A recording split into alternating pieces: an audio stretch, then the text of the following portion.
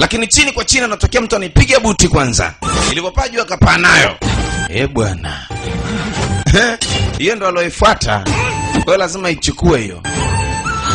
Huyo hapo wanamuita Shi Yinglang. Anatembea sasa na ile kroni. Akahifadhi kwanza kwenye kamfuko fulani, akaitupia hapo mgongoni. Ina maana hapo mtaisoma namba mzee. Kuichukua kwenye mikono ya Shi Yinglang inakugharimu. Anapigika sasa. Anatumia mikono mikavu kupambana na mapanga. Ina maana ni kitu ambacho ni hatari sana. Huyo tembea mbele, Jomba na Chedi kufukuzia, maana ndo captain aloaminika siku leo na hichi kikosi chote cha jeshi. Anakatiza katikati ya raia, wanamuita Shi Yinglang.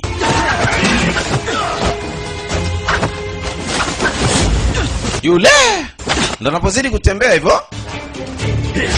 Yule bwana kamata, piga mishale lakini hamna mzee. Yaani ndo kwanza Jomba na fly kwa kwenye rooftop huko. Nini? Mwanguse. Njooni sasa. Piga mshale anafanya kuikataa tu kiaina. Huyo hapo.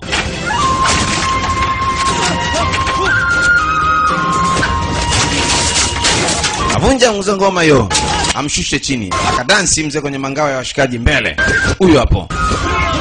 Yaani kamchezo kwa kupigana ni kawaida.